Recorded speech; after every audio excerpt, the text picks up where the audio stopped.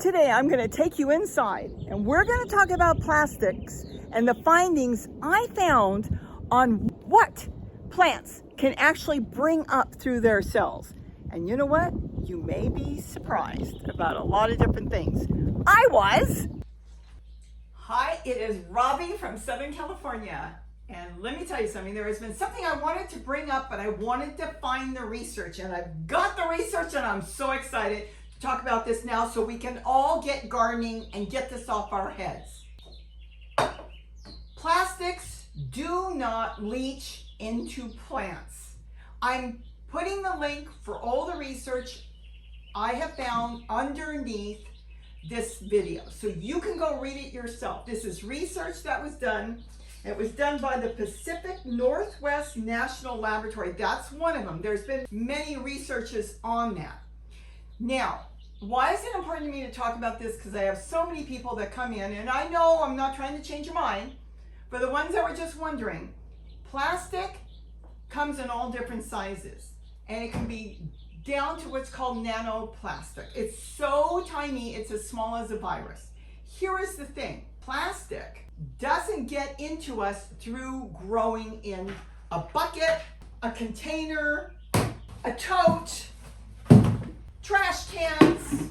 It doesn't come up. Now, why does it not come up? That's a really good thing, and I want you to go back and look at this article and read it.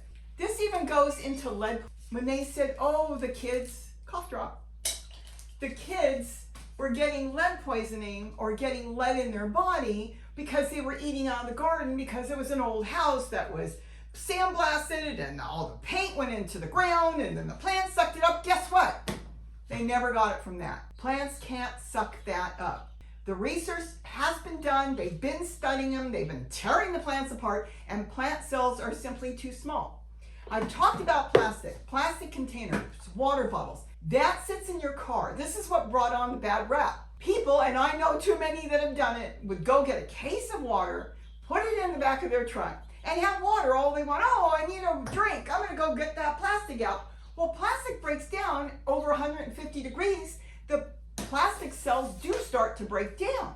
Like I said, if we're growing in a container and we're at 150 degrees, the weather, and our soil is at 150 degrees, then we got bigger problems, okay? We're not going to be worried about our plants anymore. The point is, plastic doesn't break down until it hits about 150 degrees. Okay, so that's a big plus. We can plant in anything. I've talked about the numbers. I say 1, 2, 4, and 5 are safe. Those are plastics that are generally just plastic that has been molded, and some are recyclable in different ways. That is food safe. If you go to your containers, they're going to be a 2, hot or cold in the grocery store, a 2 or a 5. You generally don't find 1s because 1s are usually clear plastic and 4s are other types of plastics. You don't, styrofoam and different things like that. You don't see it. We've got in our house plastic hanging on the walls, plastic cutters, plastic bowls. Our glasses are plastic. Our handles that we're carrying around our phone is plastic. Even our most precious in life, feed out of plastic. The kids were getting the lead in them, they have now found out, because they were playing out in the dirt. Simple. They were being kids. It was kicked up in the dust, it was getting in their mouth, and they were ingesting it that way. That's how the plastic gets in. Plant cells are so small that the water you get out of your plants is the purest water you're going to get. As long as it's not a toxic plant, it's going to be the purest water. It simply cannot pull up any type of microplastics, even the nanoplastics. This is what the research is showing. Now you're saying, well, what if it does? You know what? I'm going to go by research. I've been using plastic for a long, long time. I haven't had, knock on wood, any problems. And all the research I'm finding now are finding out plants simply can't do that. So if they can't do that, then how are people getting plastic in them? And in the ocean, all those bottles out there with plastic, how are all the animals out there getting the plastic in them? So you see, how could that be? How could plastic not get up into the plant cells? How are we getting in plastic? How are we getting in plastic? Look how big our mouth is. We pick up a cup, we take a drink, whatever's in there, if it can go in our mouth, we are swallowing it. We can swallow such pretty big things, but plant cells can't. That's what I'm saying. The plant cells that pull the water up, the nutrients that it needs, has to be able to go up to plant cells.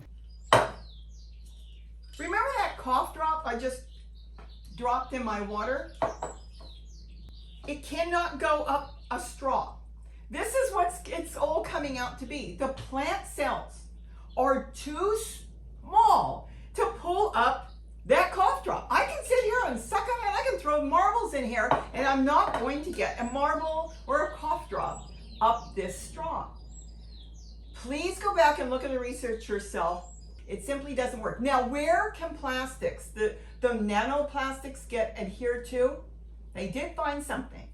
Carrots, beets, root stock type plants that are growing underground have, as you know, when you pull a carrot up, the little hair roots, they can adhere to the end of the hair roots. So if I was going to suck on this cough drop, which I can't do, but if I could get the cough drop on the end of my straw, this is where the plastic gets adhered to. So knowing this now and doing the research, I know that if the carrots got hair-like roots, they could be attached to the root. Now, I'm not talking about the carrot itself or the turnip or the radish or whatever, to the tiny hair roots. Knowing that, what I will do now, if I pull a carrot up or a radish, I'm going to wash it and I'm going to rub those off. You can get a brush. It's called, a vegetable brush. You can rub off those and then you don't have to worry. That's the only place that any of these can get attached to, the hair roots on the root plant. But as far as lettuce, kale, collard, all the greens, broccoli, it can't bring the plastic cells up. So you are safe to use. This is why it's organic. It is deemed organic. You are safe to use plastics. You can rest assured. You can now go out there and plant up your whole yard on anything you want. And read the research. I want you to read it because it's a good find. I'll put both. I'll also put the lead one on there too so you can read it. With that, I hope I've given you some information. Think about it. Read the articles. And the main thing is, get growing. So I am sure hoping that I gave you some thoughts to rest assured.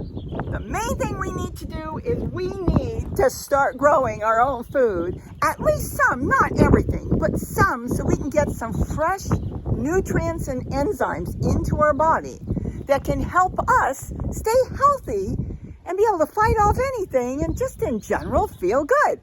So with that, have a wonderful, wonderful day, and don't forget to eat what you grow. Bye-bye. Oh, and rock dust? You think about that one.